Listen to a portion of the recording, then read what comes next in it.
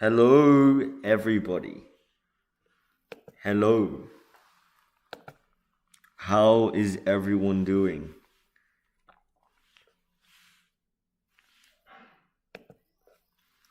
First, let me make sure that I am actually live.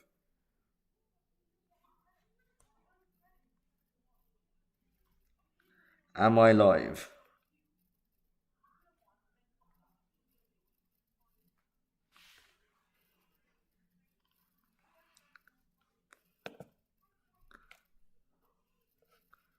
Okay. Am I live?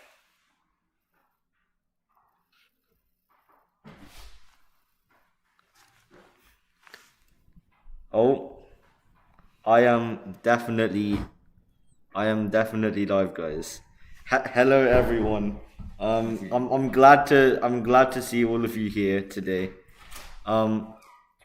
We are going to do GCSE Paper 3 revision. Some final revision for any of you who, you know, might want to revise on the final night. Because it's not too late. It is not too late. There's still 80 marks to go. And those 80 marks could be the difference between a 6 and a 9. Or a 4 and an 8. So you guys are really going to want to tune in here. We've got predicted topics. We've got much more. And what are your predicted? Well, let's get into it. So these are my predicted topics. We have in this topic here, and then here we have these 5-star topics, which are the most likely topics to appear. And those are going to be the topics which I am going to first explain to you guys. There's these 1-star topics. Can you go through quick, please? Yes, I will go through them quick. So here, as you can see, those are the 1-star ones. So they've already come up, and so they're unlikely to come up.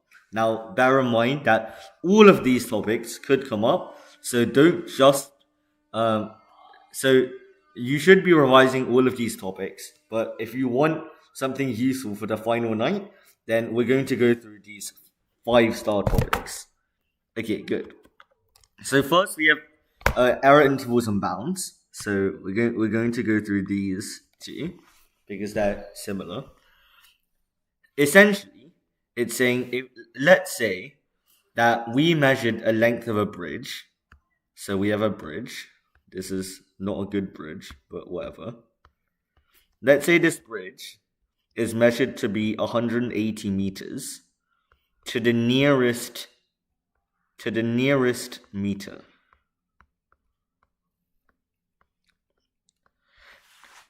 Then we don't actually know exactly how long this bridge is.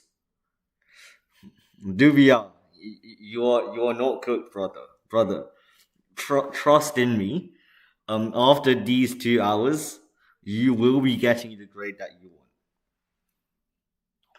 So, anyways, so if we are measuring the bridge as 180 meters to the nearest meter, then that means we're rounding to 180. So the lower bound, so the lowest possible length of this bridge is 179.5.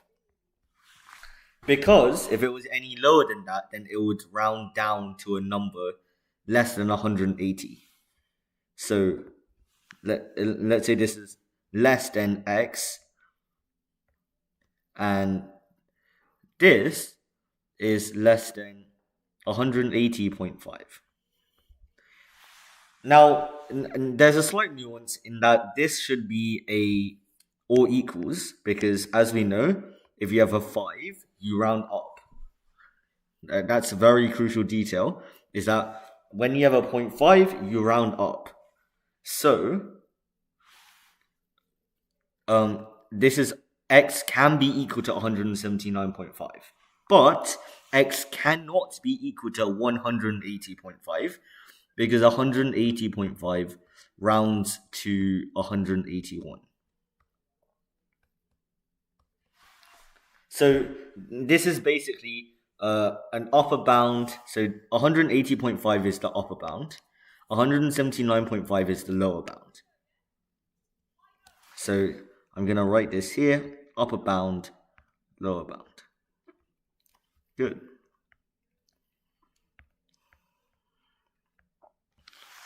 Nice. And now we have this upper bound and lower bound. We can do things with it. So, for example, let's say we had x is 7.3 to the nearest 0.1. Oops, sorry. To the nearest 0.1, and y is 20 to the nearest 10. Yeah. And we wanted to find the minimum value of x divided by y.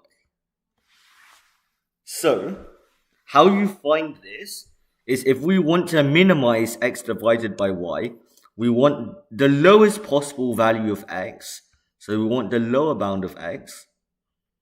And we want the upper bound of y, because when we divide by a bigger number, we're going to get a smaller result. Upper bound of y. Now the upper bound of y is 25, because that's the biggest number, which will round to, well, 25 rounds to 30, but any number below 25, but above 15, will round to 20. And the lower bound here is 7.25. As it's the lowest number, which will round to 7.3. So what we do is we use our calculator here. We calculate 7.25 over 25. 7.25 divided by 25, and this gives us 0.29. Just like this. Okay, good. So hopefully this gives you a good idea of what bounds are. As shown by the graphic, it's very likely to come up. So if you have any questions, just ask in the chat, and I will try to answer your questions. Okay. So next we have a question which is like change the subject or make this variable the subject. So we might have a question which is like x minus 2 over 3x plus 1 equals to y. And we have to make x the subject. Make x the subject. So I'm going to provide you a nice strategy to do all of these problems. First of all, you want to do x minus 2. You want to get rid of the fractions because the fractions are clunky to deal with. So you want to get rid of the fractions like this. And then you want to multiply the brackets out. So to multiply the brackets out, you multiply y by 3x and y by 1 like this. You multiply them like this to get 3xy plus y. So this is just y times 3x, and this is y times 1. This is how we get it. Now, this is the crucial step. We want to get everything which contains an x onto one side, and everything which doesn't contain an x to the other side. So here, we can rearrange this to x minus 3xy equals to y plus 2. Be careful of negative signs, by the way. When you're moving this minus 2 over, make sure it turns into a plus 2. So now we have all of the x terms grouped together. What do we do now? That's right, you can factorize x. So you take the factor of x out, and then x times 1 is x, and x times minus 3y is minus 3xy, and this equals the y plus 2. And now what we've done is we've isolated x, so now we can simply do x equals the y plus 2 divided by 1 minus 3y. So something like this. And you can make x the subject. Simple as that. Okay. Very, very nice.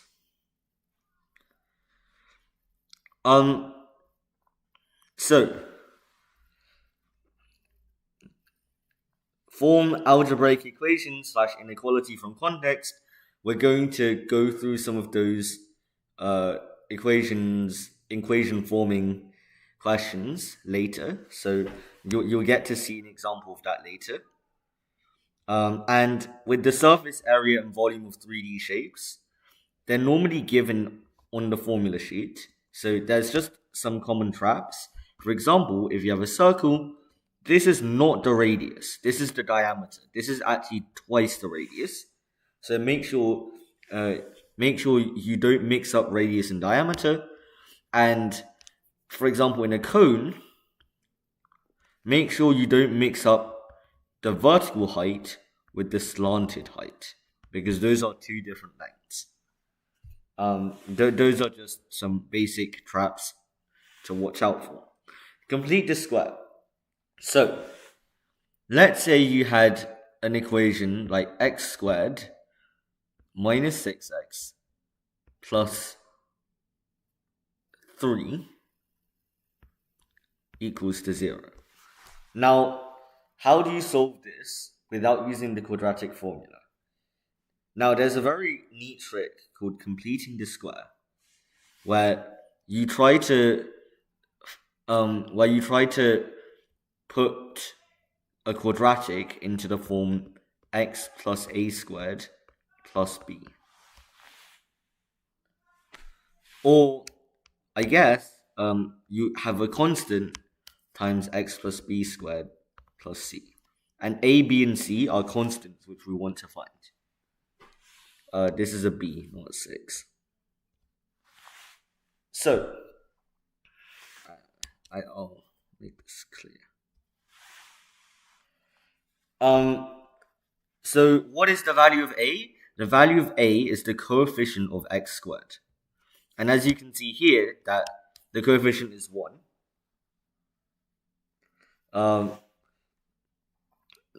The coefficient is 1, so a is 1.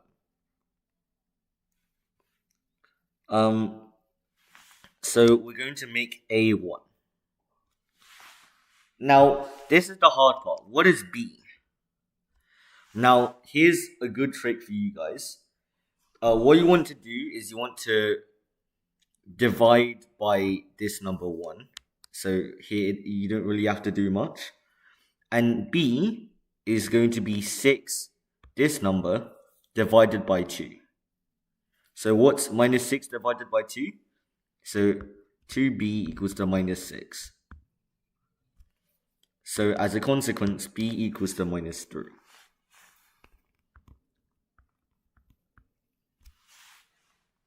Okay, so b is minus 3. This is looking good. And so how do we find c?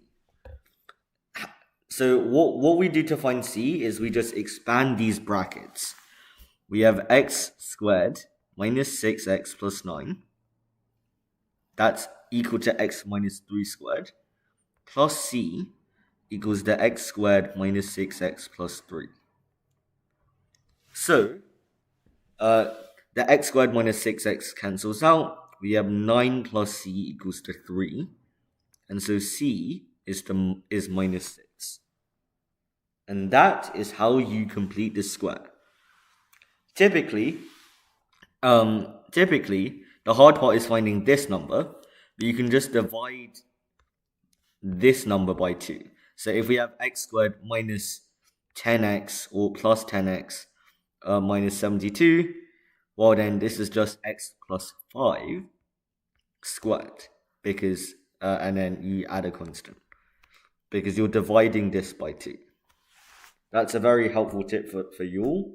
So if you have one of these completed square questions, just think back. I guess it's worth talking about what if it's like 2x squared plus 10x minus 71. Well, how do you find this number then? How do you find the number in the square? Well, that's very simple.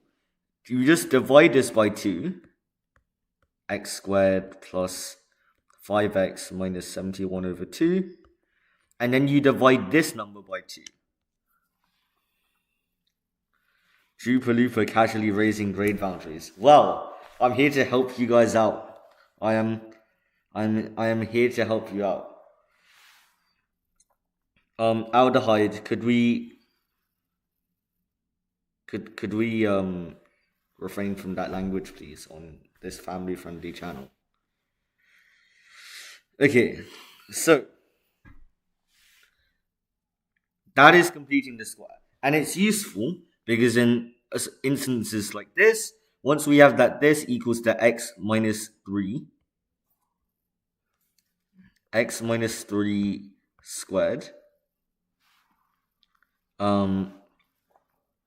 minus 6 equals to 0, then what we can do is we can do x minus 3 squared equals to 6. And very important here, you have to do x minus 3 is plus or minus 6. There are 2 solutions, that's the plus and the minus solution.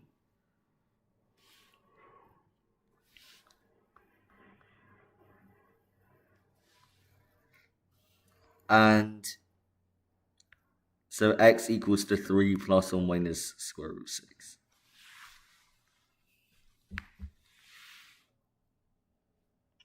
Okay, cool. That is completing the square. I'm sorry that took a bit long, but I want to make sure that you guys understand the topic, so when we go through the papers, we'll be able to steamroll through them without any problems. And how reputable is the source of these predictions? Well, they're from very reputable sources. You can be assured of that. They use some data analysis from the other papers, and they ran simulations to find out the probabilities of the topics, and so that's how they managed to rank them into the star system that we have here. And because I want the best for my subscribers, you should subscribe so that you can have more of these wonderful resources. Okay, vectors. So vectors is very weird, but you can essentially think of them as a direction, all right? If you have A, that's a direction. Now, if you have twice of these, this is 2A. And the point about vectors, and the most important thing to know, is that if you have A and B, then this vector is A plus B. And similarly, if you have something like this, then this vector is A plus B plus C. So that is the main thing about vectors. The other thing you need to know about vectors is that when two things are parallel, then they will be multiples of each other. Multiples of a constant. So if this is 3A, then you know that this thing is a multiple of A. We know this is a constant A. And that's very helpful because if you have, like, let's say, I don't know, A and then something like this or whatever, you know that this length is something times A. And we will get into some of the questions. So, do you do A-level maths too?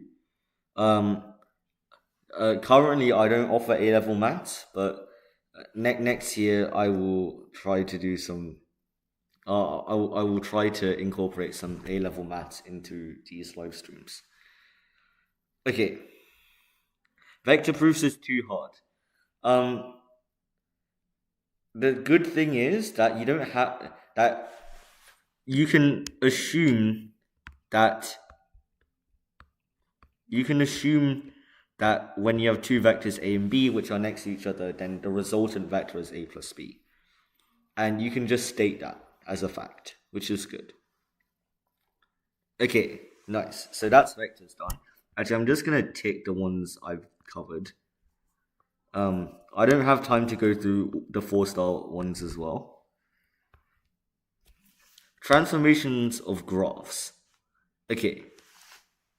So if you have a graph, let's say this is our graph. Actually, we'll just do a normal thing here. Let's say this is f of x. Then there are things that we can do to this graph. Let's say we move it right. Let's say we move it right k. Then what we're actually doing is we're doing f of x minus k. And this seems really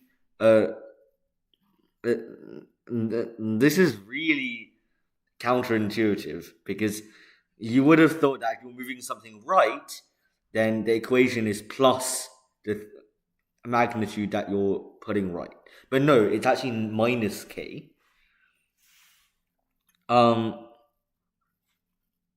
So this is f of x minus k.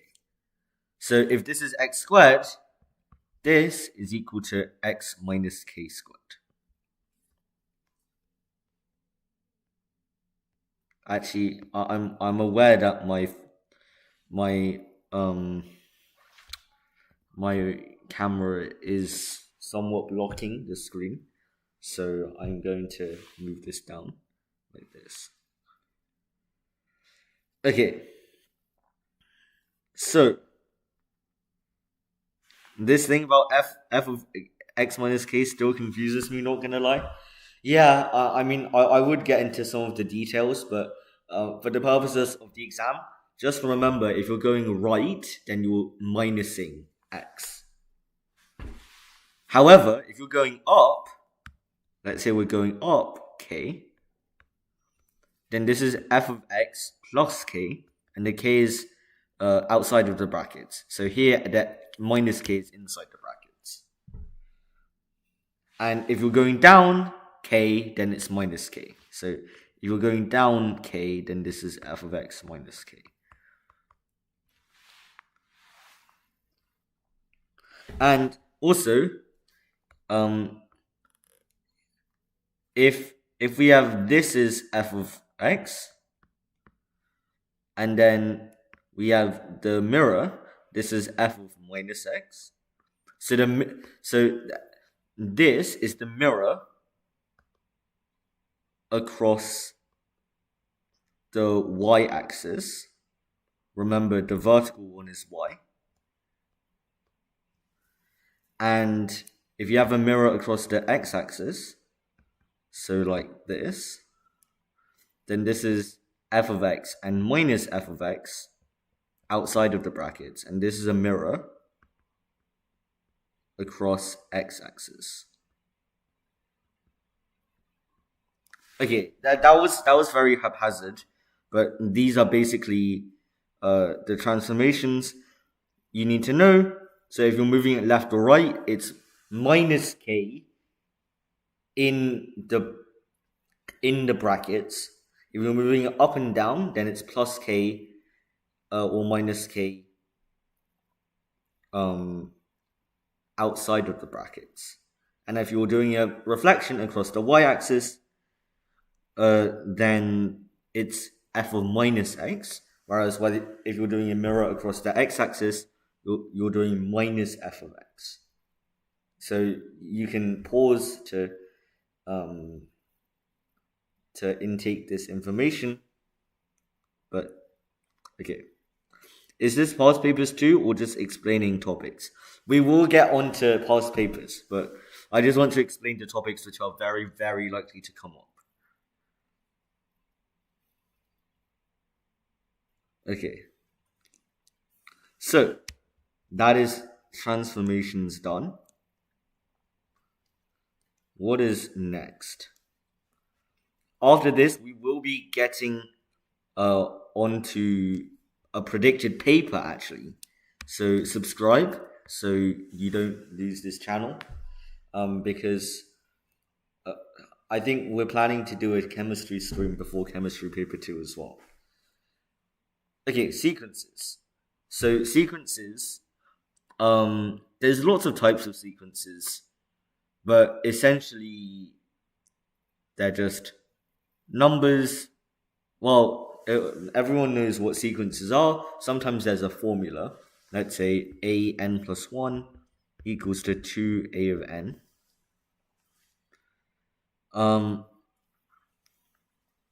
So if you have this, and we know that a of 1 is 1, this may look very scary, but just think about what this actually says. This says that each term is double the previous term. So this will be 1, 2, 4, 8, etc. Very nice. Can you explain what a sequence is? That it's a chain of numbers. It's just some numbers together. Okay. Circle theorems.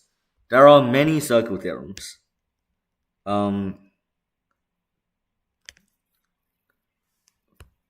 For example, if we have a circle here, when is it going to be done? I'm planning to end around 9. So we have 2 hours of pure maths grind. Okay, so for circles, let's start off with the non-tangent ones. So if we have a cyclic quadrilateral here, then the opposite angles add up to 180. So opposite angles in a cyclic quadrilateral, and that means that all of the vertices are on the circle. Rank the circle theorems. Okay, opposite angles of a cyclic quad add up to 180. I'd say this is an S tier circle theorem, which is why I'm doing it first. This is very important, so I think you should commit it to memory for tomorrow. Okay. And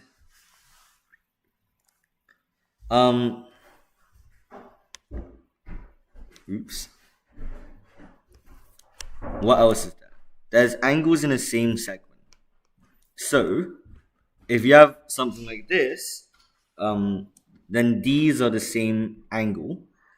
You can think of it as a bow tie. I like to think of it as a bow tie, and these ends of a bow tie have the same angle. But this only works if this is a cyclic quadrilateral. So they all have to be on the circle. So angles in the same segment are equal. Angles in the same segment are equal. And I'd say this is also an S tier circle theorem. So it's very useful. Okay. What else? There's a very useful the circle. If you have the center, the angle subtended at the circumference is half the angle subtended at the center. This is like a C tier circle theorem, but it's still good to know. So angle, well, it's subtended at center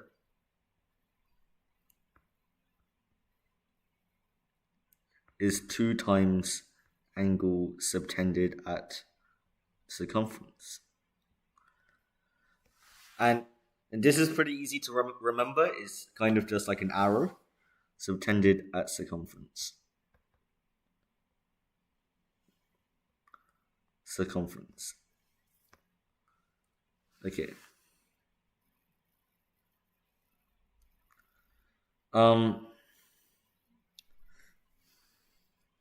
Right. What else is there? Well, okay, there's a special case of this where you have a diameter, and this is just 180 degrees, so this is 90 degrees, as it's half of 180. So yeah. And there's also ones about tangents as well. So let me whip out a second circle. Yep, we have a second circle. Wait, before we do the tangents, I'm gonna quickly go to the toilet.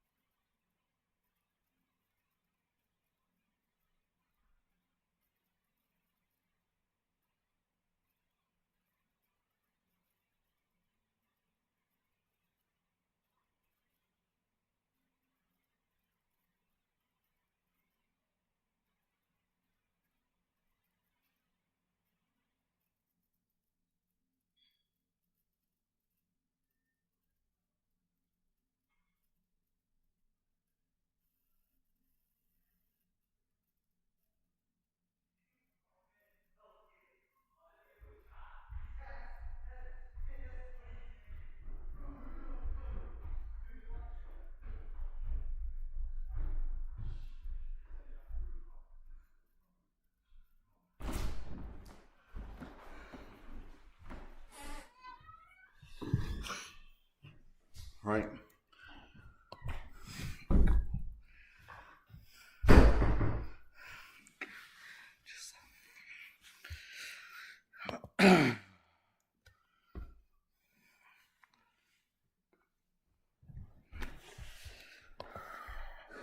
Right. Okay. Right. Yeah, there is a 2 second slow mode, guys. So, um, so there's many circle terms about tangents as well.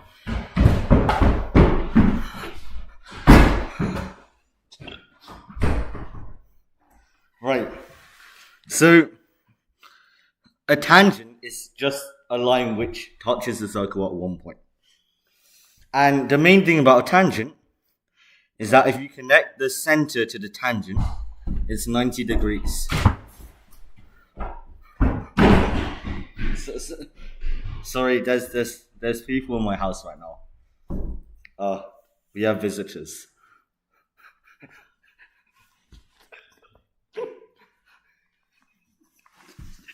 I can't do this. Okay, so that's okay.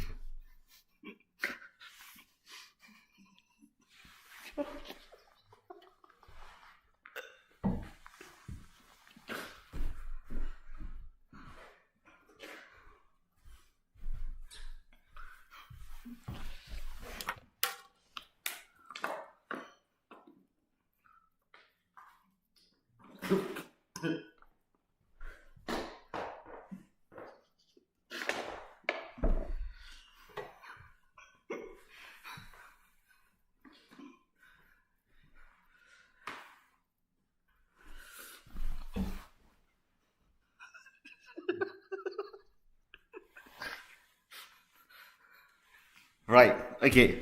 So if you have Bro's gonna get kidnapped. That's so true. That's so true. Guys, help. Help. Help. Okay, so anyways, it's fine. There were just people trying to there were just some weird people at my house. But they're gone. So we need to look back in because time is limited. The exam is tomorrow, and we need to. No, mate. Lock in. Okay, so if we have a point and we draw the two tangents from that point, I'm not good at drawing tangents. But the thing is, if we draw in the points at which they touch, then these are equal length, and this line bisects the angle. So these angles are the same. Okay. How much for a docs? Donate for a docs. I can't lie, bro. Like, it's not that hard to dox me.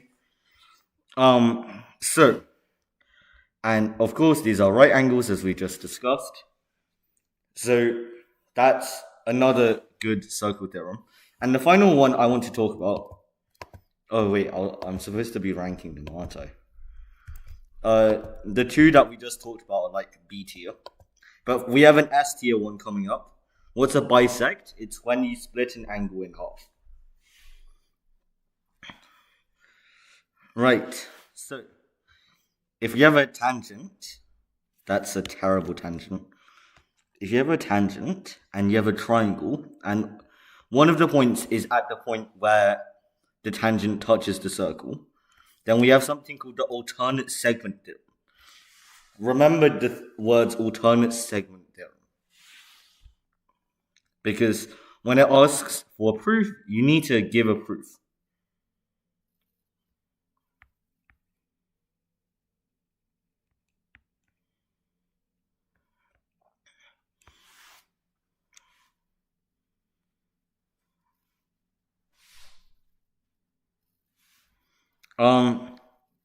So this angle is equal to this angle. And this angle is equal to this angle. And it's kind of counterintuitive because you would expect that the angles in the same side are equal. But no, it turns out that the angle from one side is equal to the angle on the opposite side of the triangle. Okay, so those are all of the circle theorems. I'm sorry that took a long time. I had to go to the toilet. But did someone break in? Well, I mean, like, they didn't break in, but they kind of did break in. So, that circle theorem's done. Right, geometric proof. Geometric proof, I'm sure we'll see some questions. It's basically using geometry and geometric facts to try and prove things about angles or sides. Alternate segment is very good. It is. It's an S tier theorem. What can I say? Okay, percent amount. Increase, decrease by percent. Okay. This is a very simple topic. So essentially, what we are saying here is that what we're saying is that, let's say we increase 30. So 30, we increase it by 15%. So how do we do this? Now, we have to calculate 15% of 30 first. And of is equivalent to multiply. So 15% is 0.15, you times by 30. Now, many people can do this in their heads, but there's time in the exam, so use a calculator. And this is equal to 4.5. So 4.5 is the number. Bloopsies just said 30 times 1.15. We will get onto that. And 4.5, you add it onto 30.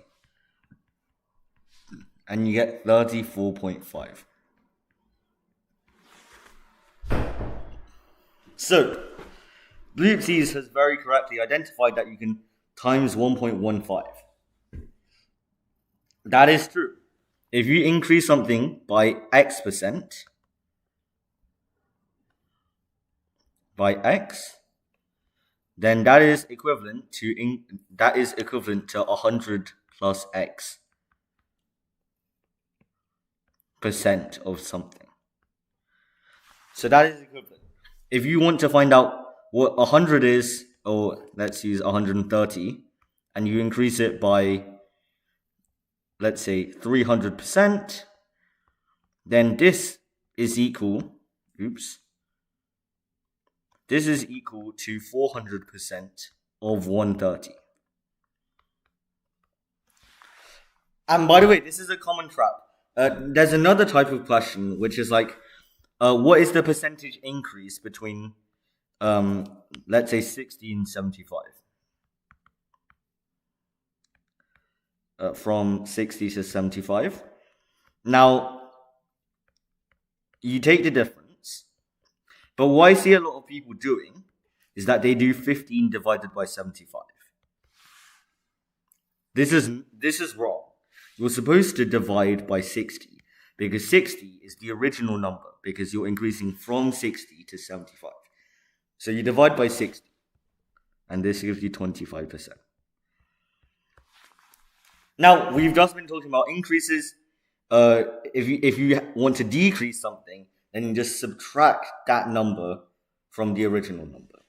Or, if we decrease, then it's 100 minus X percent. So, here's the thing. What's the percent decrease from 75 to 60? So you take the difference, but now you divide by 75, because that's the original number.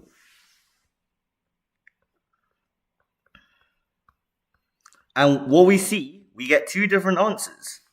So a common mistake is that the percentage increase from X to Y is not the same as the percentage decrease from Y to X. That's a common mistake. Okay. Venn diagrams. Okay, so Venn diagrams is just a way to show something. You've probably come across this before. They're just some circles. Let's say the circles are plays football and plays rugby. And maybe there's a box around it. So, this whole space around here, which is not in the circles, this is plays or doesn't play football or rugby. Doesn't play football or rugby. That's what that means. This is obviously they play football, they play rugby, and this region is plays football and rugby. I'm in a relationship with Jupalupa. Yeah, can confirm. Plays football and rugby. Thank you for over 20 concurrent viewers. I'm enjoying the support. If you find it useful, make sure to subscribe and share it with a friend. Or not. Maybe you want to flex about how suddenly good at maths you are. You know. Can you do foundation, please? Well, here's the thing why. Many of the skills in higher will help you to solve problems in foundation. So I think it's beneficial to do this because to do higher because many of the skills are transferable, and at the end of the day, it's all about trying to get better at maths. Okay. Enran, can we use family-friendly language, or else I will have to strip you from moderator? Right, okay. So, Venn diagrams are done. Compound interest. So, and this is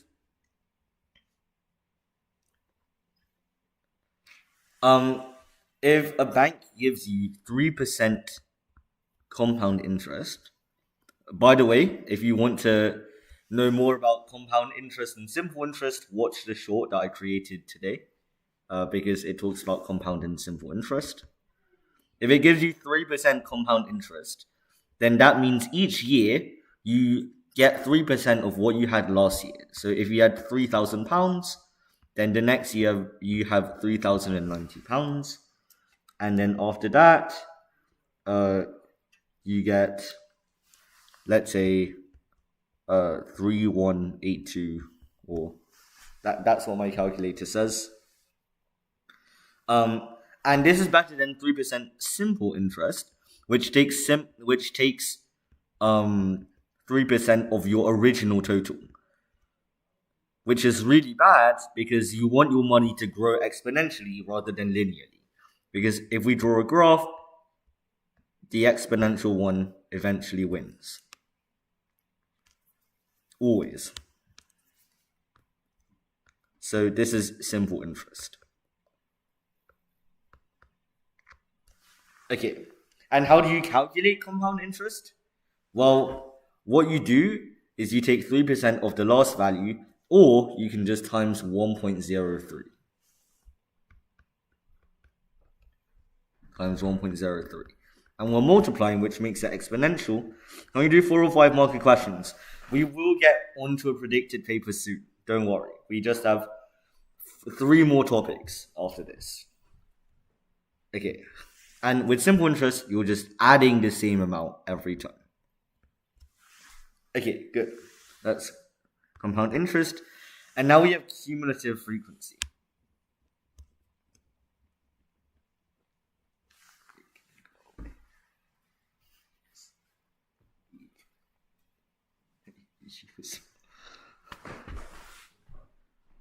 Yeah, we had people trying to interrupt the stream, so those kind of people just need to go. I beg to go over why Jimmy is wrong type questions. Well, with those types of questions, you just have to contextualize it, you know. You have to if it tells you what did they do wrong, you just have to do it correctly to demonstrate why Jimmy is wrong.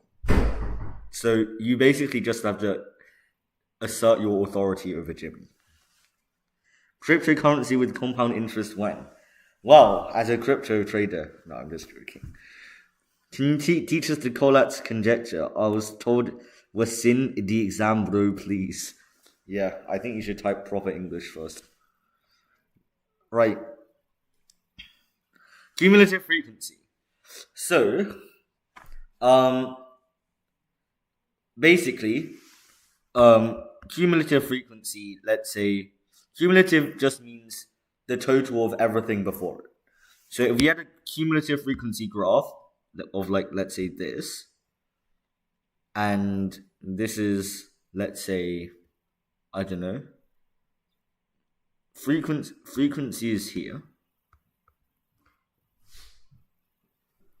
and let's say this is age,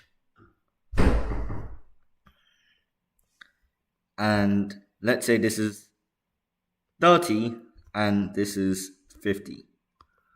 Then what this is telling us is that 50 people are 30 or less.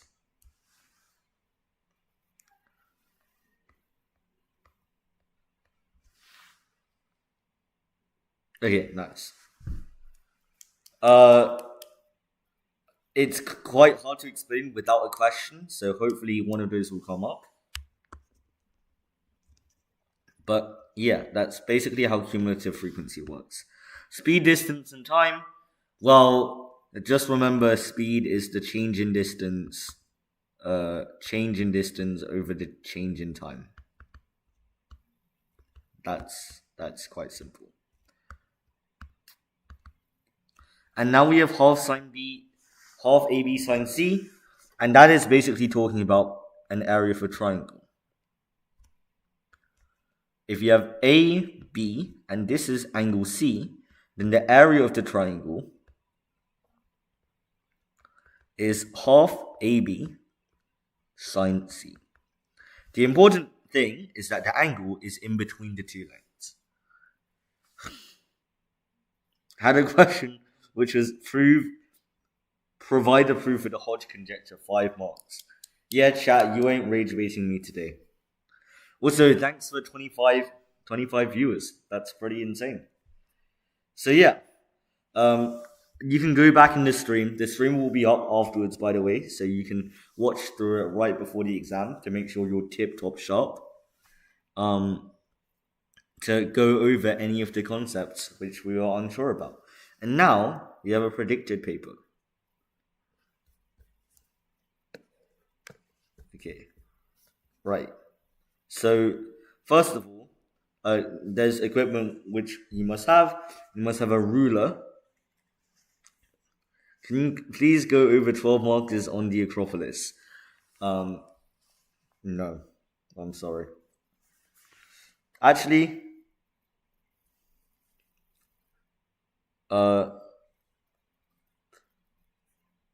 right. So, you must have a ruler graduated in centimeters and millimeters. Protractor, pair of compasses, HB or B pencil, eraser, calculator, formula sheet enclosed, tracing paper may be used. So, you don't actually need tracing paper. But it's very important you have a pencil to draw diagrams. Obviously, you need a calculator. And as you saw from paper 2, you do... actually, I'm tweaking. Let's go. John, Sansa, and Bran are playing a game with counters. So first we have these easier questions.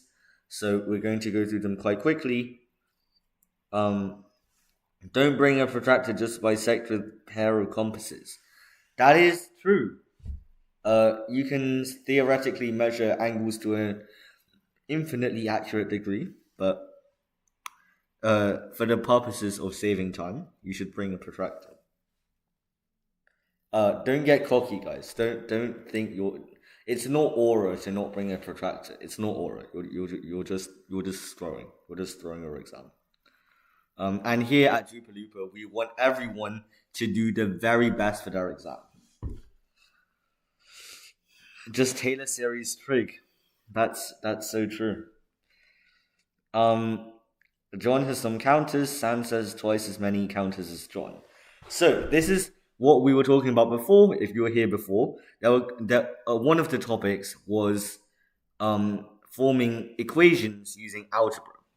And here, this is very simple. John has counters, so let's say he has x counters. If he has x counters, then Sansa has 2x counters. Yeah, guys, if you're gonna rage bait, I'm not gonna read out your chat. So Dubia, stop rage baiting. It's so obvious, guys.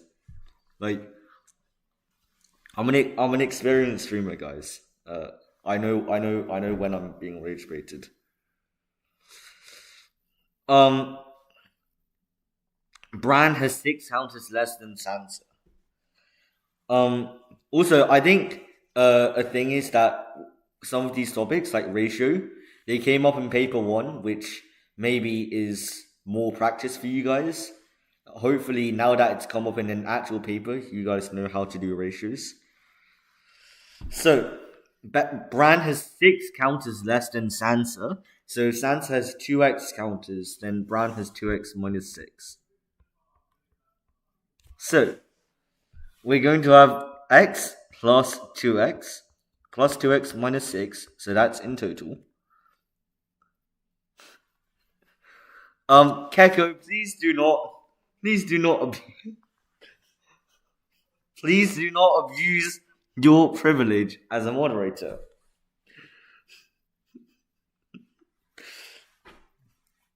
Right. Would recommend exam chicken. I do not I do not recommend exam chicken. It is a stupid way. You gain 0 aura. It's not cool. Like I don't get it. You know, it's not cool. Who are you trying to impress? The shadow in the exam. So you group the x's up. This equals the 60. There are again people trying to interrupt. I'm not gonna name drop them. There are people trying to interrupt. X equals to 12. So that means John has 12 counters and Bran has 2 times 12 is 24 minus 16 is 18. Now we need to get this to 1 to P. So in order to get from this ratio to this ratio, well, the 12 goes to a 1, so we're dividing by 12. And what's 18 divided by 12? It's 1.5. So P is 1.5. Now, you should lay your work out clearly, not like what I have. So you should say, let John have X counters. Let John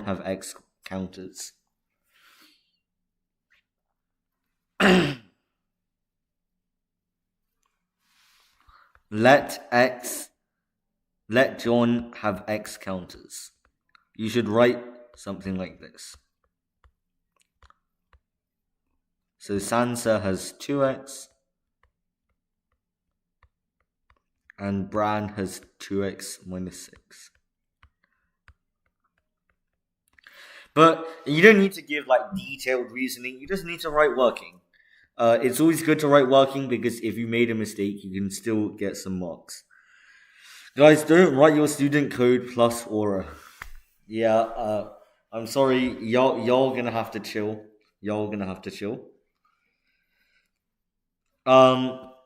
We have more ratio questions. So I guess this paper thinks ratio is relatively likely to come up. I don't necessarily agree, but I don't make the papers. And these are reputable sources, and they've gone through the data, so I will trust these sources. 360 pounds is shared between Arya, Bronn, Sazai, and Davos. And Arya, the ratio is 2 to 7. Sazai each get 1.5 amount that Arya gets. So, if we consider the ratio, it's A to B to C to D. It's 2 to 7. I wrote B twice for some reason. It's 2 to 7. And then it's 1.5 times 2, which is 3. And they each get 1.5 times. So this is the ratio. What are the reputable sources? Well, the thing is, right, I'm under a contract and I can't share the sources.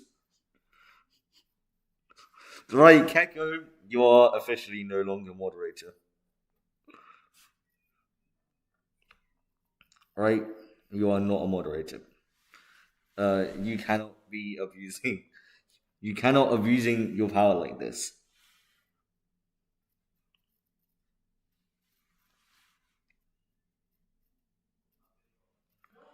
Right. Okay. So 2 to 7 to 3 to 3, and if you add them up, then that is 15. So if each of them have x, 2x, 7x, 3x, 3x, then you add them up, 15x equals to 360, so x equals to 24.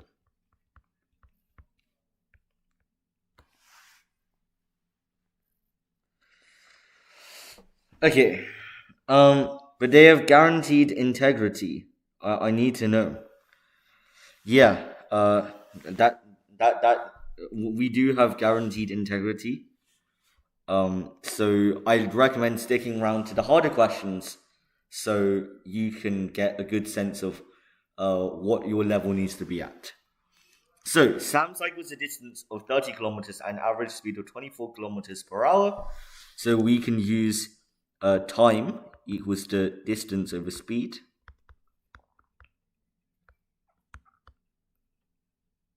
So for the cycling distance, this is 30 kilometers. It's always good to give your units in your working.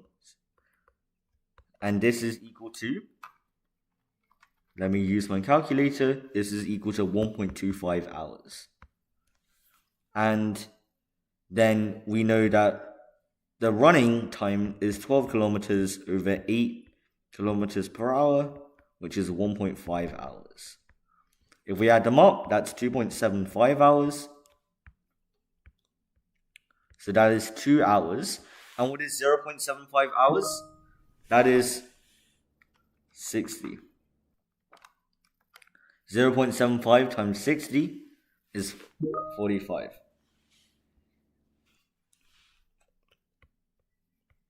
Very simple. We're going to go through these 7 quickly.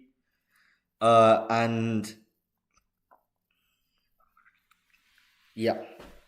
If you have any questions, just ask. Exam tip: if you don't turn up, you don't get the paper, so make sure you're there. Here are the first 6 terms of a quadratic sequence. Find an expression in terms of n for the nth term of the sequence. Okay, this is actually quite hard. But what I would recommend you to do I mean, there's various ways you can do this, but a good way is to look at the differences. So this is 6, this is 10, this is 14, and then this is 4, and this is 4. So here we see we have a common second difference. And what you want to do is you want to divide this by 2. This is the key thing here. When you have this common difference in a quadratic, you divide it by 2, and so 4 divided by 2 is 2. And this is what dictates our coefficient for x squared. So now what we're going to do is we're going to compare this sequence with 2x squared. 47 and 2, 10, 2, 8, 18, 32, 50. And as we can see, this is just 3 less than 2x squared. And if we compare it like this, what does quadratic mean genuinely? A quadratic is just something of the form ax squared plus bx plus c, where a, b, and c are constant. So for example, x squared minus 3, that's a quadratic because it's x squared. There's an x squared. That's what makes it a quadratic. Yeah, Nye-Bailey is right. It means one of the term in the expression is squared. I don't know why Nye-Bailey is a moderator. He's just a random guy. Why does Nye-Bailey have moderator? So x squared minus 3 is a quadratic. Something like 7x squared minus 11x plus 9 is also a quadratic. However, there can't be any terms higher than x squared. There can't be x cubed. So here, this is just 2x squared minus 3. This is quite hard, but what I recommend you to do, you find a common difference, you divide by 2 to get the coefficient of the x squared, and then you compare just 2x squared, or whatever x squared, with the actual sequence, and then trying to find a relationship. I'm so cooked. Brother, you're not cooked. You're not cooked. There's still an hour of this left. So believe in yourself. Believe in yourself. Because there's still time to turn this around. Okay, cumulative graph. Good. I'm sorry this graph looks a bit scuffed. But basically, this is our graph. Wait, Juba Looper, can I have mod? No. You cannot have mod.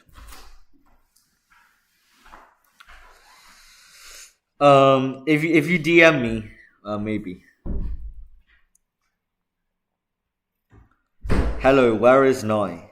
Nye is trapped in the basement.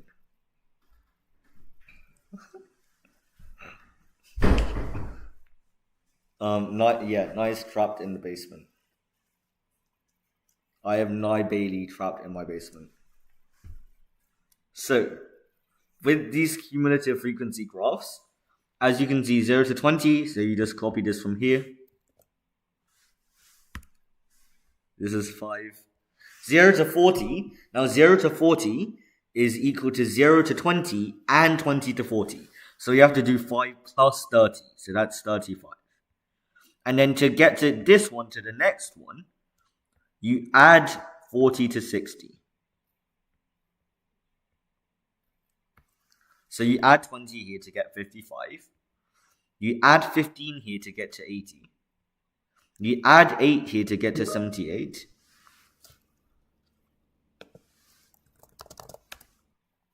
And you add 2 to get to 80.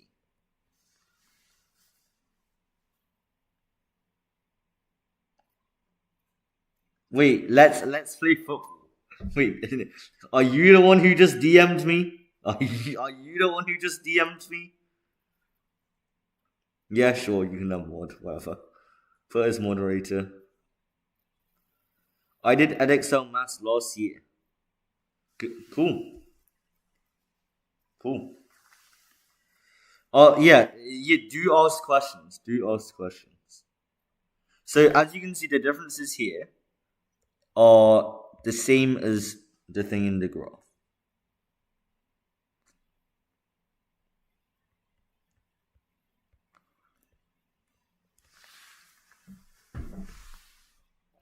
Okay, nice. So ask questions if you don't understand anything about cumulative frequency. So as I said, it's just a frequency below a certain threshold. So here it's below a certain time. And now we have to plot it. So what you want to do is you start 0 at 0, 0. And then you see how it's 0 to 20 is 5. So you want to plot 25 like this. And then 40 is 35. So we put 35 as the cumulative frequency. And then you just plot the graph. Make sure to take care with the graph, especially when you can see properly. 80 is 70.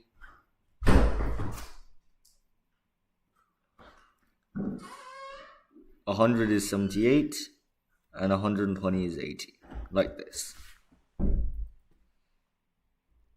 And then you just join them up in a kind of curve. If you have a rubber, make sure your curve goes through the lines. My policy is if you can DM me, then you can be mod. That's my policy.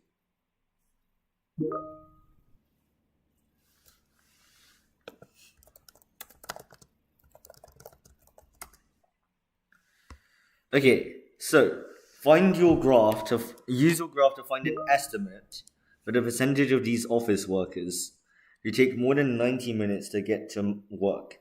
And what you want to do here, you want to draw a line at 90. And this is approximately, let's say, 74.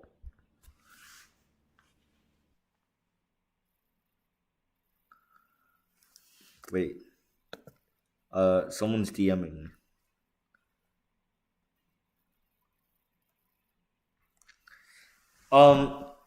Okay, and that's 74. So what that means is that less than 74 people, or 74 people get to work in less than 90 minutes.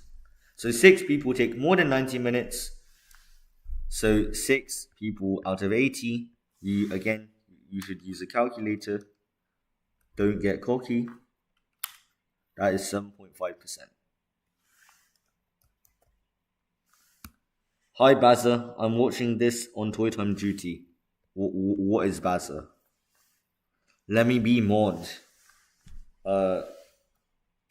No. Okay. So, Here's so I want to skip to the later questions. So if you know how to do a certain question, just put skip, and if there's enough, skip. Wait, why six? Because there's 80 people in total, and if 74 of them get to work in less than 90 minutes, then six of them get to work in more than 90 minutes. So it's just 80 minus 74. Do you understand, Ollie, Jill? Because 74 people get to work in less than 90 minutes, and there's 80 people in total.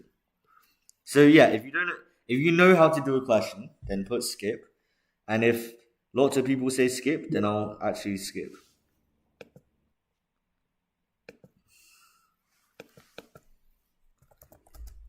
Right. Twin buys a laptop. He gets a discount of 5% of the normal price. Twin pays £551 for the laptop. Work out the normal price of the laptop. Now, this is a very devious question. Because this, as we talked about, this isn't simply a 5% increase, because the 5% decrease from the normal price is not the same as the percentage increase. So we have to form an equation. If the normal price of the laptop is X pounds, then we do 5% of X. So we can use the trick that a helpful chatter used in the introduction part, and this is 0.95x equals to 551. And so we can use our calculator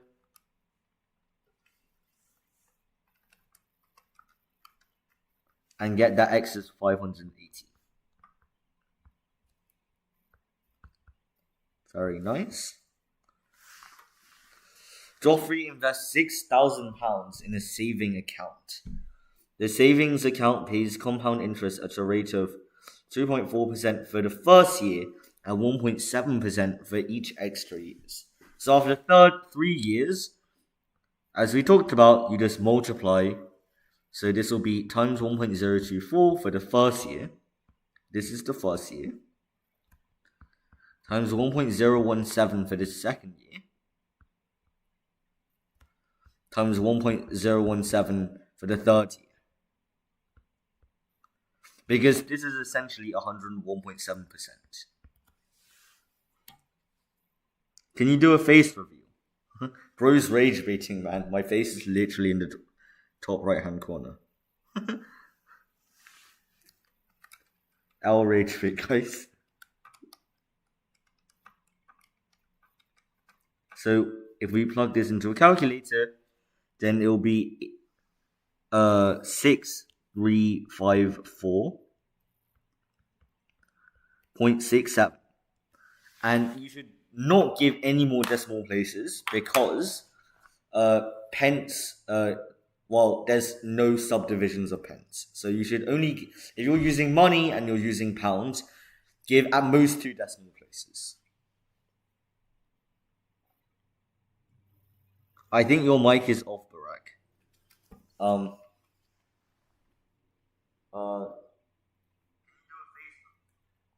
Right, Damien, that gets you a timeout. Put user in timeout. You get a 1 minute timeout. There you go. Okay, very nice.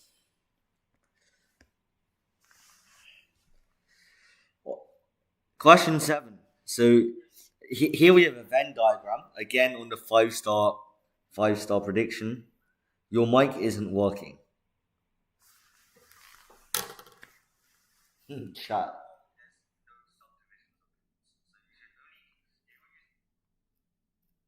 Your mic isn't working. Well, I think you should turn up your volume. So, a number is chosen at random from the universal set Z, which is odd numbers less than 20. Okay, so we have this notation here. This is an intersection. So this means A or B. A or B. If you see a sad face, that's wait, it's not an intersection, guys. It's a union.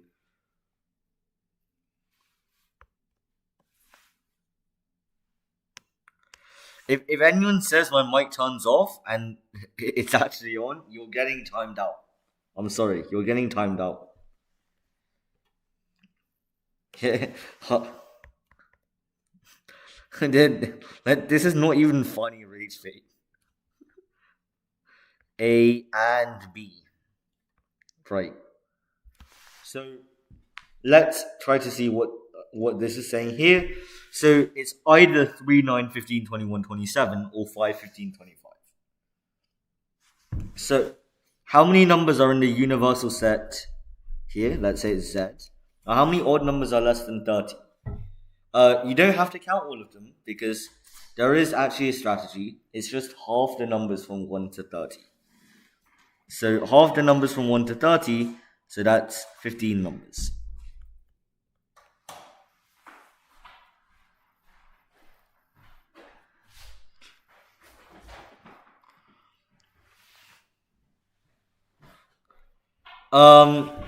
Right. So there's 15 numbers to choose from. How many are A or B? So we have 3, 5, 9, 15, 21, 25, 27. So that's 7 people. That's 7 people. Or not 7 people, 7 numbers. And there's 15 to choose from. So the probability is 7 over 15. Keko, I will take away moderator. And Dubia.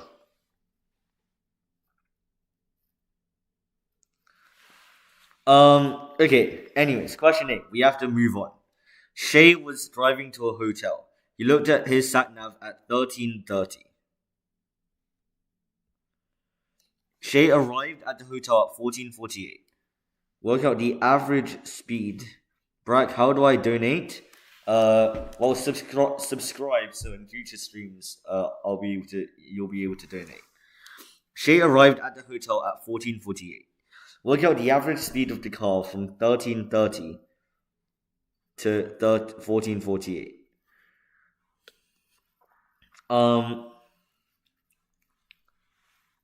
So this is another distance or speed equals distance over time question.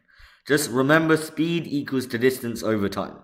Speed equals the distance over time. Just say it to yourself 10 times before you go to bed, and you will get those marks in the morning. Trust me, you will get the marks if you just say speed equals distance over time. 9 is usually around 200 out of 240. Yeah, I mean 200 is a safe bet. 190 is like it's in the 190s. It's kind of been going up recently. Oh yeah, it's been going up because of these streams. So hop along and try and gain as much as you can in these final few hours. Speed equals distance over time. So what is the distance? Well, it's given to you. It's 65 miles. So that's easy. But the time is a little bit trickier because it's 13:30 to 14:48. And so it's 1 hour and 18 minutes. A common mistake is to say that this is 1.18 hours. But it's not. You have to convert 18 minutes into hours. So that's 18 divided by 60. You do that, and it's 0.3 hours. You divide by 60 to convert from minutes to hours. That's another helpful thing. And so 1 hour and 18 minutes is 1 hour and 0.3 hours. You know, for yeah, you can also think about it as distance equals speed over time. Whatever way works. 170 is an 8. Yeah. Keko, I'll trust Keko to pull up the resources. So, 1.3 hours. And then, again, use the calculator. You might think, oh, well, you can do this in your head. Use the calculator to check. If you have something which tells you the answer, use it. Because that's just arrogant on your part. So he's going at 50 miles per hour. Because I did it in my head. Right. Okay. We have another one of these investing questions. But this is a bit more nuanced because it's all percent interest. We don't really know what it is. So for each of the first 2 years, so 3550 times 1.026 for the first 2 years, and then we don't know what she's multiplying, and this equals to 3819.21. Again, notice how they're only using 2 decimal places because you cannot have a tenth of a penny. So now you want to find what the question mark is. And so you can use a calculator for this. And it turns out to be around 1.0219. And so this turns out to be 2.19%. And so this is 2.2%. Okay.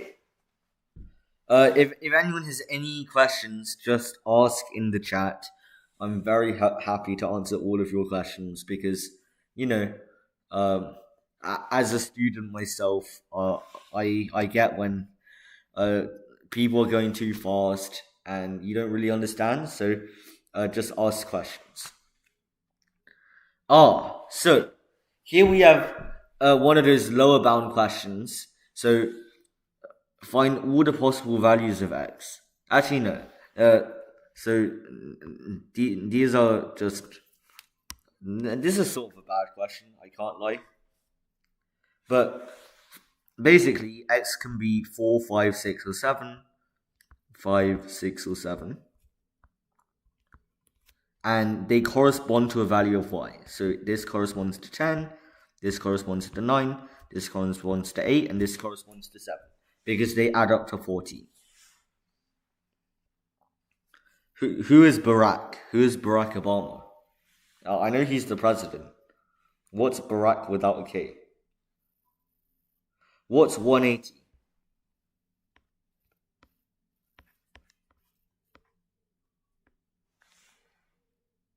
Are you good at maths? Well, I'm good enough to provide beneficial resources for you guys. The trap here is that these signs means these inequality signs means they don't include the outer numbers, so y can't be 10, and similarly x here can't be 8. So it's only the numbers in between. Can I on shake on these? I just got trolled. Fair enough. Fair enough. Lovely stuff.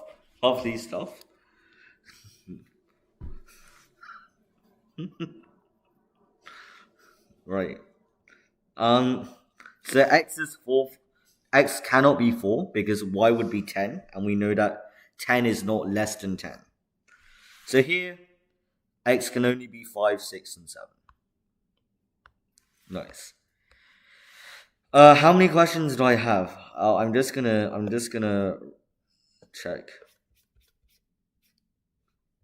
We have 29 questions. Right, let's lock in and do some of these questions quickly. At the end of the first year, the value of the car had decreased by 12.5%, and then it decreased by 10% each year. So if it started at x, Always try to use algebra. Algebra is a rigorous way of solving problems. If it decreases by 12%, then that's 0.875, then 0.9, then 0.9, and this is equal to 17010. So if we plug this into our calculator and we divide by all of these numbers, then we will get that the original value was 24,000. Very standard question. It's very common. Right, here we have a make M the subject type of question. Now, if you remember my my 3-step plan, first you multiply everything out.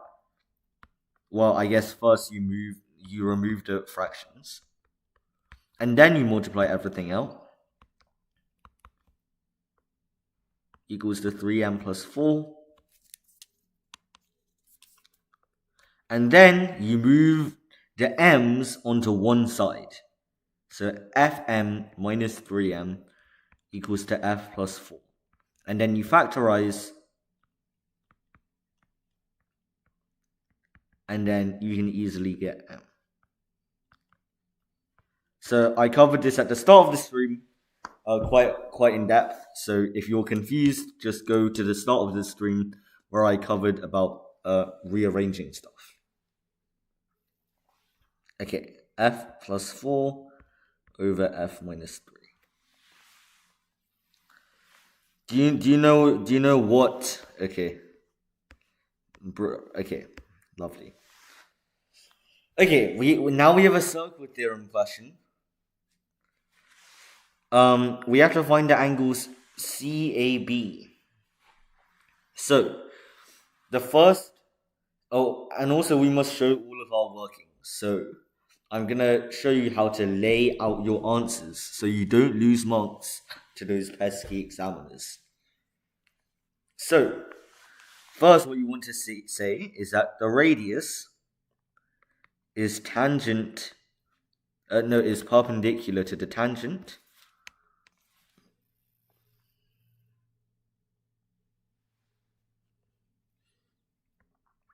Is perpendicular to the tangent. Have you done algebraic fractions? No, but for algebraic fractions, you just have to think of them as normal fractions. That's the best way. You can divide the top and bottom by the same terms, you can multiply them by the same terms.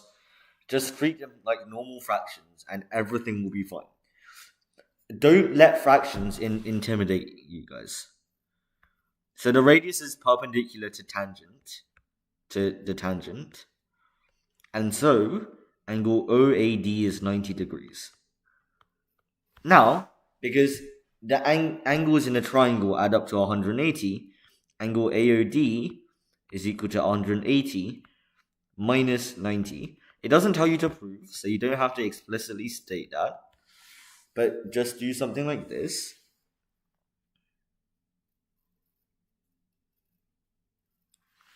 Do something like this, and this is 58 degrees. AOD. Now, angle BOA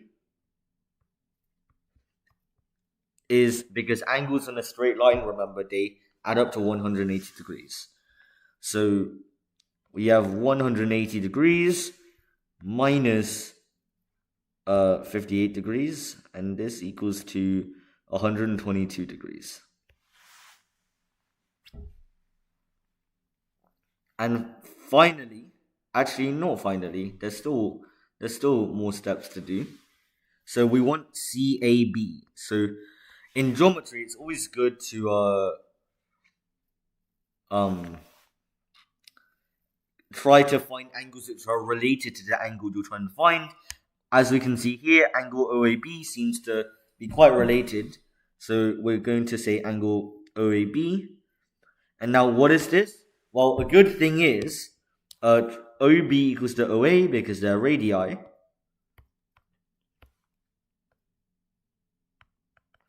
So triangle OAB is isosceles.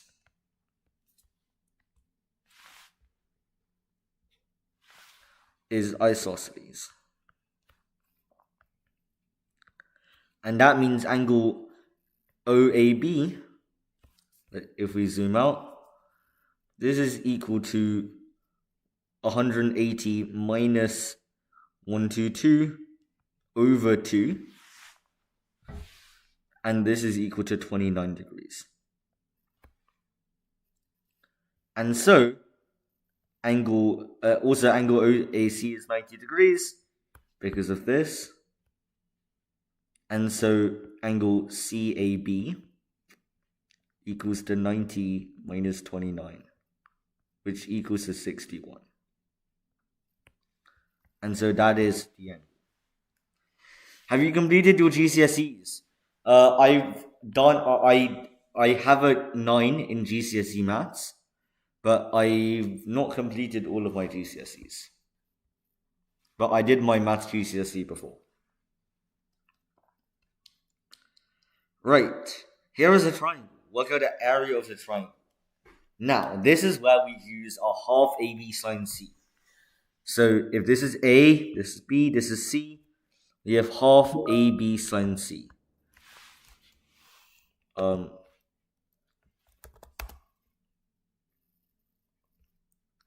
Half AB sine C. And this is equal to half times 11.2 times 4.3 times sine of 118. So use your calculator and make sure to use degrees. Make sure your calculator is not in radians. A half times 11.2 times 4.3 times sine of 118 equals 21.3. And make sure to look at the significant figures because they can catch you out. 21.3. Very, very good. So, the reason why I didn't explain the areas of 3D shapes is because normally they're given to you. So just use the formula. And as we said, as I predicted, one of the traps is that people think that 7 is the radius, but no, 7 is the diameter. So the radius is actually 3.5.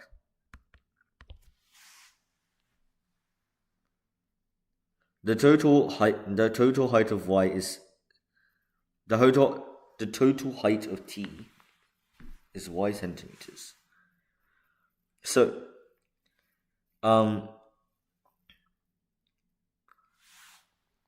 because this is a hemisphere, this length is equal to the radius, and so that is equal to 3.5. Because if you think about it, if you have a hemisphere, then any point on the hemisphere is equally apart from the center. So if this is 3.5, then this vertical length is also 3.5 as the radii. What time will you start doing the 5 markers? Hopefully soon. I may skip some questions. So, what is the area of this sphere? Well, what is the volume of the hemisphere? Now remember to divide by 2. It is the volume of the sphere, but you divide by 2. And the radius is 3.5. And you divide this by 2.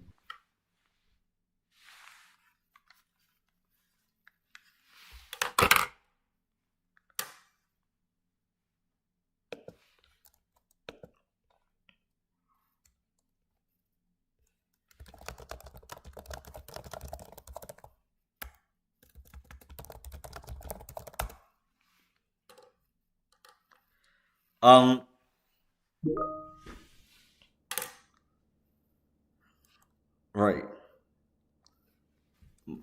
So you plug this into your calculator. Times pi times 3.5 cubed divided by 2. And this gives you approximately 89.797. The more significant figures, the better. And so this is the vol of hemisphere.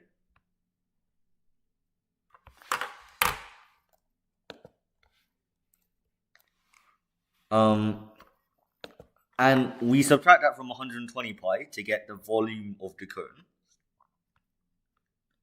And this is 120 pi.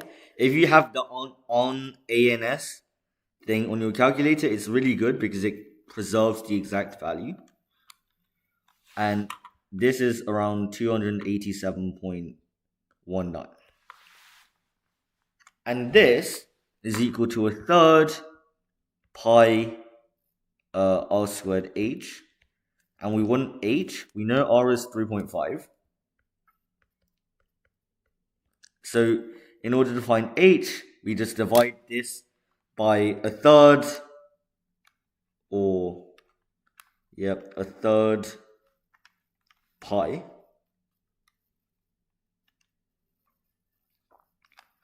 times 3.5 squared. And then we do this, we get this, which is around 22.4 centimeters. And it doesn't look like this, but it is 22.4. Wait, I'll be back.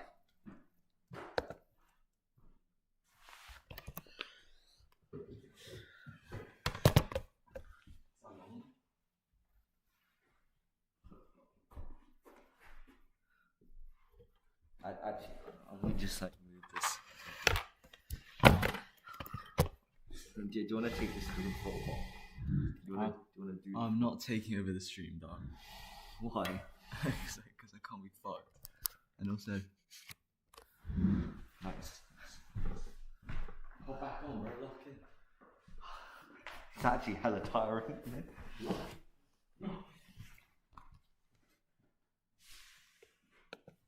Right, we're back. The thing was out of charge. So the height is 22.4, and then you just go to add on 3.5 to get you 25.9 centimeters. Very, very nice. So it says the diameter of the base of the cone and the diameter of the hemisphere both increased by the same amount. And this is kind of irrelevant because they're the same anyways. Explain the effect this would have on your answer to part A. Well, if you think about it, if it gets fatter, then it gets shorter. To maintain the same volume, so it just decreases. Because if we make it fatter, then it has to be shorter to compensate. Okay, nice. Make m the subject here. This is very simple. You just do this. K minus p is 2m over 5. 5k minus p equals to 2m. And so m equals to 5k minus p over 2. Just get everything onto the other side. So you don't have your exam tomorrow. I am doing the exam tomorrow, but it basically means nothing.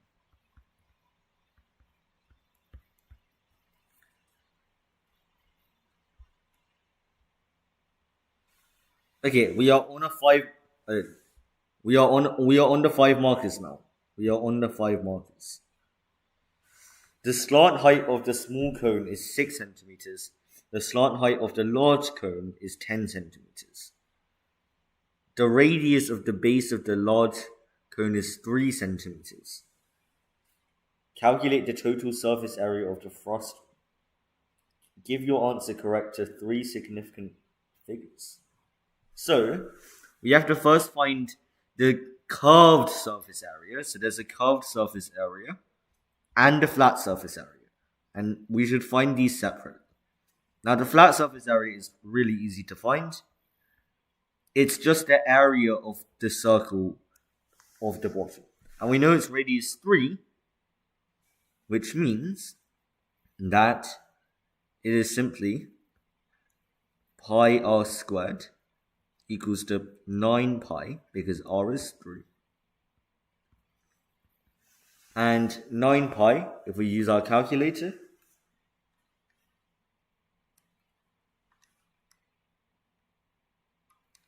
turns out to be around 28.27, whatever. But preferably store it in your calculator so you can use the answer function.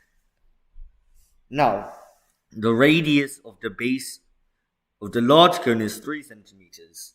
So if you want to draw it out,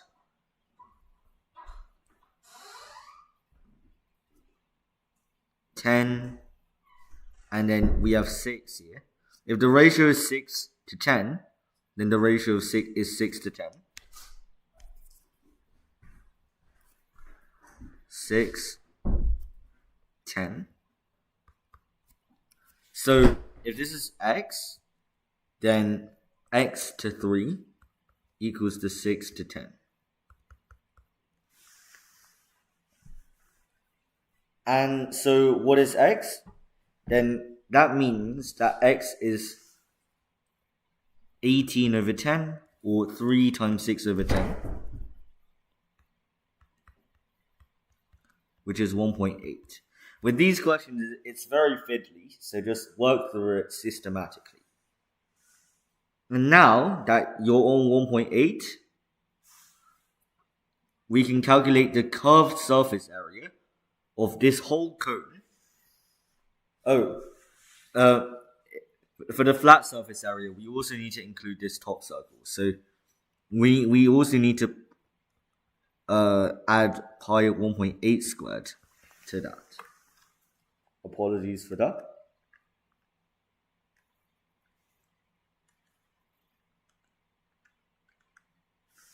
And this equals to, if we add them together, this turns out to be 38.45. If you add up 9 pi plus the top circle. Okay, now what about the curved surface area? Well, the curved surface area is the curved surface area of the large cone minus the curved surface area of the small cone. The curved surface area of the large cone is 10 times 3 times pi. And the curved surface area of the small cone is 1.8 times 6 times pi. So if we do this, that gets us 30 pi. Can you put my name on your exam, please? That is malpractice, and we do not condone malpractice at Jupalupa. Oli Jill. That will have to be taken note of and reported to Edexcel. Yep, that is malpractice. I'm just joking, bro. I'm gooning so hard to YouTuber. Well, I appreciate it. Make sure to smash the subscribe button whilst you're in the process. So this is around 60.31. And if we add this to 38.45, then we get 98.8.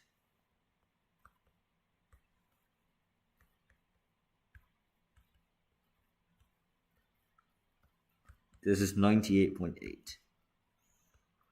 Now this is very fiddly, but the main step here is to work out the radius of the small circle. And you can do this by using some ratios. Very nice. We have 12 more questions to go for. So here we have a histogram. We have frequency, density, and distance. All you need to remember for histograms is that area equals frequency. And what do I mean? So the frequency density is 90 divided by the width. So we draw a rectangle, and we want this rectangle to have an area of 90. So if it has width 1, then, and we want this rectangle to have an area of 90, then the height is 90. And the height is the frequency density. So you can think about it as the area of each of the rectangles is equal to the frequency of that bit. So maybe we should have a frequency density, and this is 90 as it's 90 divided by 1, 96 as it's 48 divided by 0.5. Are you doing a stream for chem? Yeah, yeah. I will try to arrange a stream for chem. We have 22 divided by 0.5 here. So we're dividing by 0.5 because it's the length, it's the width length. We're doing 8 divided by 1 and 12 divided by 2. So it's 6. So that will dictate how we make our scale. So maybe we want our scale to be like 10, 20, 30, 40, 50. That won't fit. So if this is 20 and this is 40, this is 60, this is 80, and this is 100. Now this will fit. So now we just throw it in. And then 1.5, it's 96, which is here, and then 44, and then 8, and then 6. That was really tragically drawn. 6. Lovely stuff. And this is what it looks like. Just a bunch of rectangles, and the area of each rectangle corresponds to the frequency. So the height, which is the frequency density, is the area or the frequency divided by the width. Okay, so here, find an expression in terms of n for the number of year 11 students who live in between 3 and 5 miles from school. So, 3 and 5 miles, what's the area? Okay, actually, we don't have a scale here. So, we need to find some sort of relative area. So, between 1 and 2 miles, well, let's count the squares. 1, 2, 3, 4, 5, 6. So, 6 squares corresponds to n. And here we have, it's 0.6 times 2. So 1.2 squares.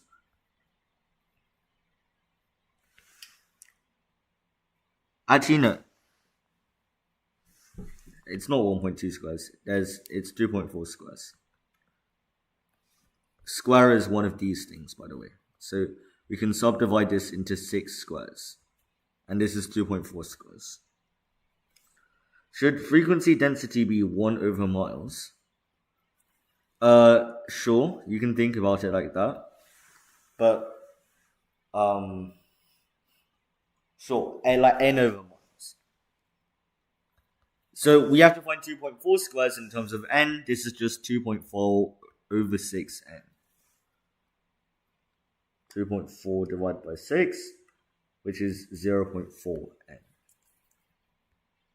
Very, very nice. So, we have a Fibonacci sequence. If you don't know what this is, that means the two sequences of the two terms of the sequence which are next to each other, you add them to get the next term. So, for example, 1, 2, 3, 5. 1 plus 2 is 3, 2 plus 3 is 5. The next term is 8 because it's 3 plus 5. If we have algebra, that makes no difference. The next term is just simply 8a because it's 3a plus 5a. Hey Chen, I heard that apparently 1.9 occurring is not equal to 2. Please tell me why this is. You must use I and...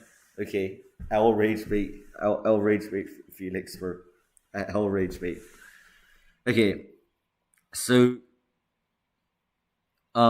you add these up, and this equals to 228. So we add all of this up. This is 228. You get 19a equals to 228. So a is 12. Very simple question. The graph of the curve C with equation y equals to f of x is transformed to give the graph of the curve S with equation f of minus x minus 3. So this is actually pretty hard. But if we draw this, you can go to the start of the stream where I described how to do transformations.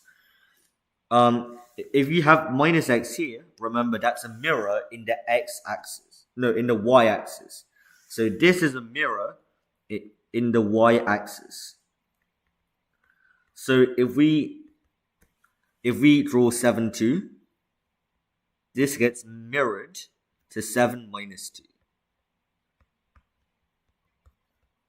And the minus 3 outside of the bracket means that it gets moved down 3. And you may be thinking, oh, how do you know what to do first? Well, it's like bid maths. You do what's inside the brackets first. And because the x is in the minus x happens inside the brackets, you do that transformation first. $5 donation if you answer it. I know you can't donate because I don't have a bank account linked to this, so I will not be accepting bribes for now. Keyword for now. So minus 3 means you move the point down 3. So now this is 7. Actually, I'm tweaking. This is minus 7 too. Minus 7, minus 1. So this is mirrored. And you move this down 3 to get 7 minus 1. Very nice. Completing the square. You can again look to the start of the stream. X squared minus 8x plus 3. What is a? Well, you just divide 8 by 2. It's that simple. It's that simple. It's that simple. Let's meet Miklar passage. Is Miklar like a Russian word or something? I've never heard of Miklar before. I think it's a Russian word. And we don't know what minus b is, but we can calculate it. What the helly? If you have any questions, just ask in the chat. I'll be very happy to answer. L rage bait. That's so real. So real. Equals the x squared minus 8x plus 3. These cancel out. You're left with 16 minus b equals to 3. And b equals to 13.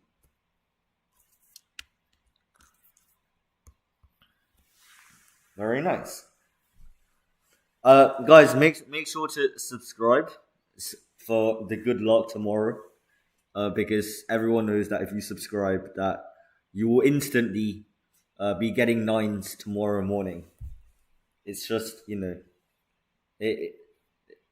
Edexcel know that you've subscribed to me, and they'll just give you 9s. Trust. So, turning point. Now we can use our ideas about graph transformations to think about it like this.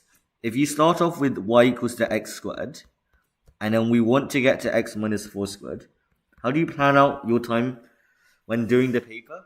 Honestly, just try and do it as quickly as possible. It's not that time pressured. So just, if you don't know how to do a question, just come back to it. Make sure you do all the questions first that you know how to do. Okay. So first you get to this, and in order to do this, you move it right 4. So now the turning point has gone from 0, 0 to 4, 0. And now you have to get this to x minus 4 squared minus 13. So we have to move it down 13. And so this turning point goes down here. 4 minus 13. So you can think of it as the graph moving, and how the turning point starts from 0, 0 to 4, 0 to 4 minus 13. Any tips for mocks? Don't stress too much about the mocks. I'd say try to do as best as you can. And if you get the grade you want, good, but don't let that make you complacent. Basically, don't revise. That's so true. That is so true, isn't it? That's so true. Okay, solve 7x squared plus 8x minus 5. This is just the quadratic equation. I think it's on the formula booklet. Basically, if you have x squared plus bx plus c this is equal to minus b plus or minus b squared minus 4ac over 2a. You just plug this in to your calculator. You do minus a plus square root 8 squared minus 4 times 7 times minus 5. And you get this. And you divide by 2a, so that's 14. And you get 0.448449 as one of the answers. So here I'm just plugging numbers in. And then you also have to do the minus part. You divide by 14. And this gives you minus 1.59. Nice. So, Alex has defined the solution of the quadratic equation 3x squared plus 10x minus 8 equals to 0. What mistake has Alex made? So Dubia was asking about this at the start. I don't know if he's still on the stream. For this, you just have to do the question and say that it is what you got instead of what Alex has got. So here you should say that 3x minus 2 equals to 0 means k equals to 2 over 3, not k equals to 2. That's a good way of answering these questions. We have another circle theorem question.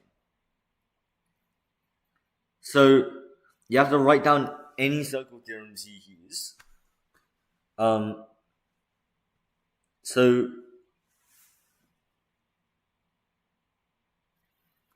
So here, what you want to do is AC is the diameter of the circle, which means this is a right angle. And so this is 55 degrees. So yeah, so maybe the circle theorems, I'll write down the circle theorem. So circle theorem, the angle subtended by a diameter is 90 degrees. That's our first circle theorem. Our next circle theorem will be that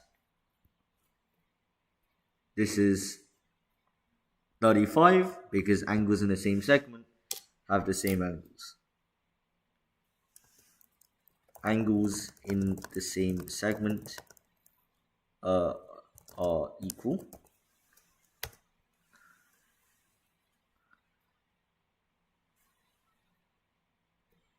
And now, a cool thing to spot is that angle BDE is equal to 180 minus 35 minus 28, which equals to 117. And so this is 63 degrees.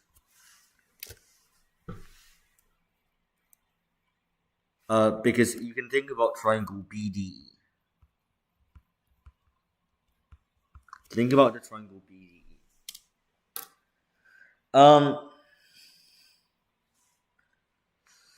Right.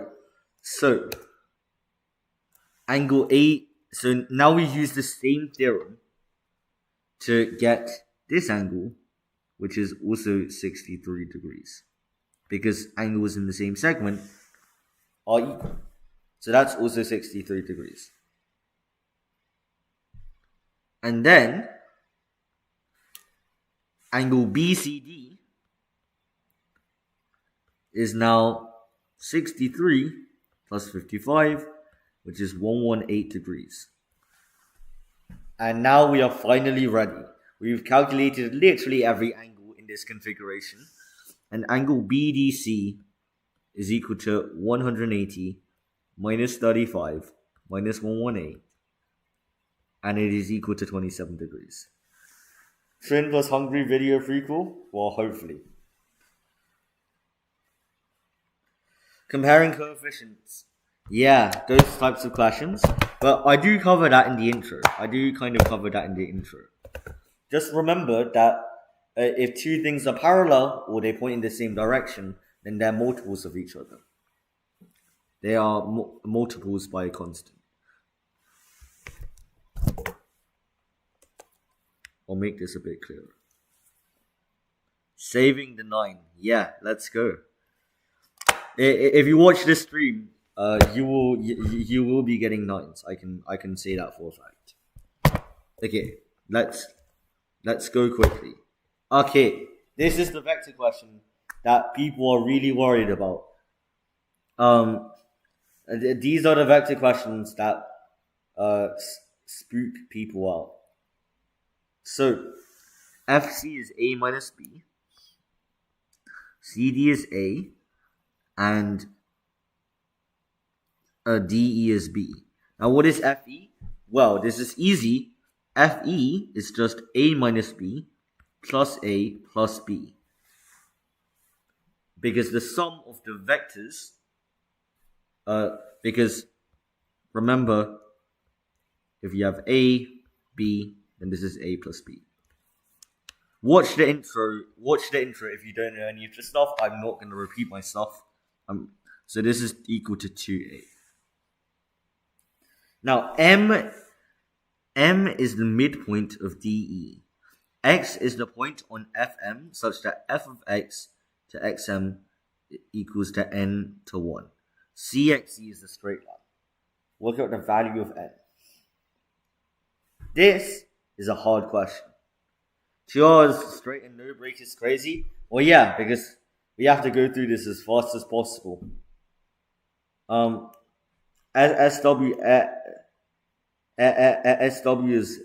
is right.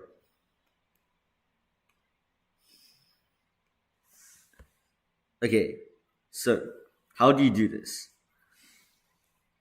Well, first of all, what is FM? Well, first of all, what is DM? DM is half B because it's halfway along.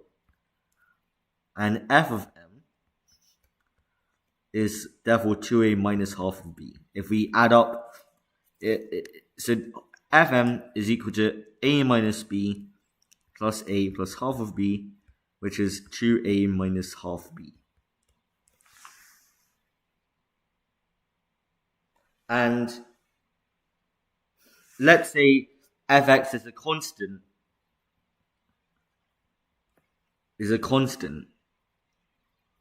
times 2A minus half of B. And also, I'm going to say that CE is A plus B.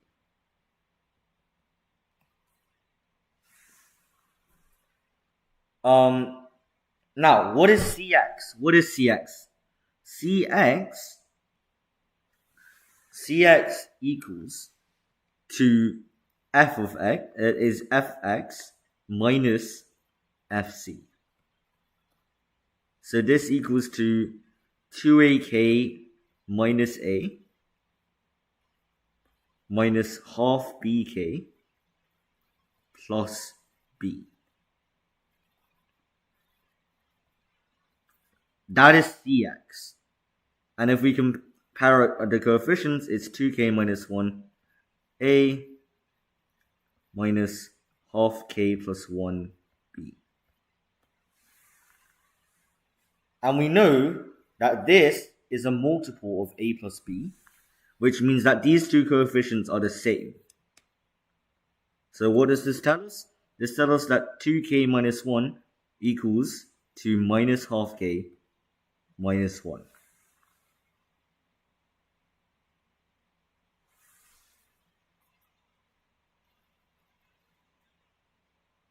Actually, we made a mistake here. This is why you need to be careful with negative numbers, because this is actually a minus, not a plus. Bharat, go slow. Okay, fine. Actually, we'll make this the last question. Stop ignoring the cheese and wine method. Chat. Stop rage baiting. Bharat, go slow. Okay, fine. I'll go slow. I'll actually explain this because I actually think this is quite hard. You have AQA predictions. I'm sorry, I don't have AQA predictions. This is Edexcel. So CE is A plus B because CD is A, DE is B, C is A plus B. Then FM equals to FE minus ME. And ME, by the way, is just half of B because it's the midpoint. So this is equal to 2A minus half of B. And we know that f of x is a constant times 2A minus half of B because it lies on the same line. It's a constant times 2A minus half of B. And so this is 2AK minus half BK. Where K is a constant. K is a constant. That's very important. Now CX is equal to CX is equal to FX minus FC, which equals to 2AK minus half BK minus A minus B, which equals to 2AK plus A minus half BK plus B. And then we collect our coefficients. So this is equal to A 2K plus 1 minus B or plus B minus half K plus 1. Now, we know that CX is a multiple of CE. So CX is also equal to NA plus NB, where N is a constant. So we know that these are equal. These are both equal to N. So we can form an equation. 2K plus 1 equals to minus half K.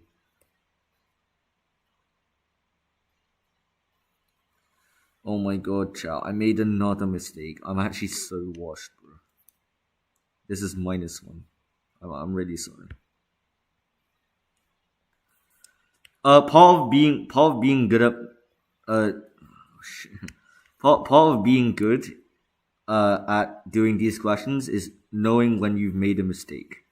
That's quite key. And so now 2.5k equals to 2. K is 0.8. And so we know that f of x over f of m is 0.8 because that's the constant k. That's what we multiplied f of m by. So 0.8 is the constant because k is 0.8. That's what we calculated. And so f of x to xm is 4 to 1 because it's also 0.8 to 0.2, which equals to 4 to 1. So we did loads of working here. I think vector questions are really hard to show that n equals to 4.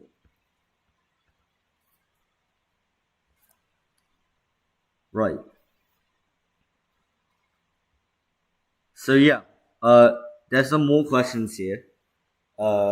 Actually, let's just let's move on to 24.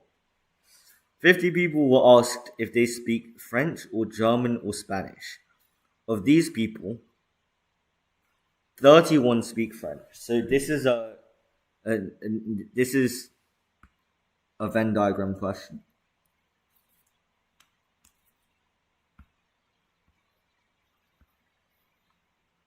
So we'll put F, G, S. 31 people speak French. 2 people speak French, German, and Spanish. So that's our middle. 4 people speak French, Spanish, but not German. So that's here. 7 people speak German and Spanish. So that's the entire intersection of German and Spanish.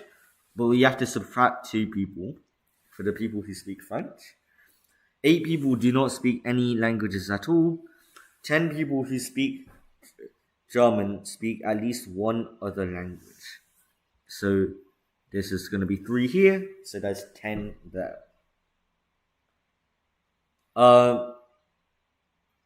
Okay, and we're also told 31 people speak French. So 3. So this is 22.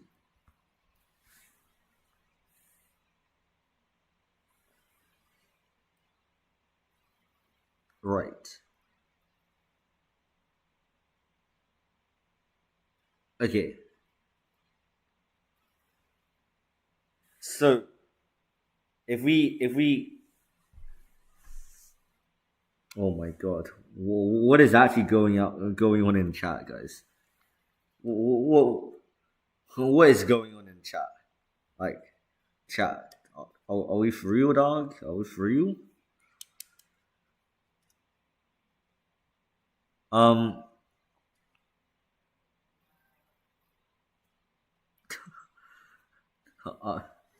chat.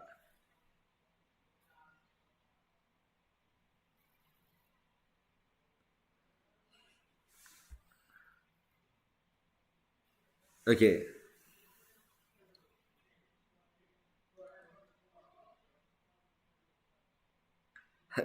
guys, can we calm down in the chat? Please leave. Oh no.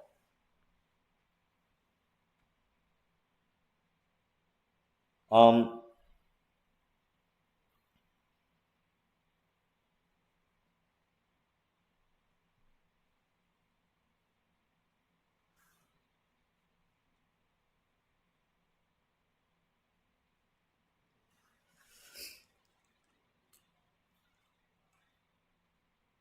um, okay, this question actually doesn't make sense. My best guess is that this is saying that everyone who speaks German speaks at least another language. Because it tells us no information about what is here or here. So we subtract 50, so there's 6 people left, and so I'm going to assume they will speak Spanish.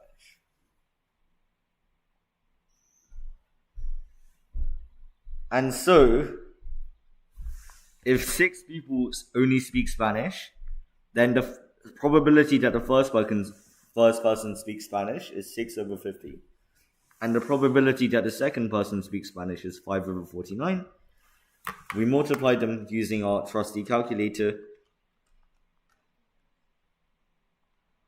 And this gives us 3/245. And yeah, we're going to end here because the chat is getting a bit rowdy.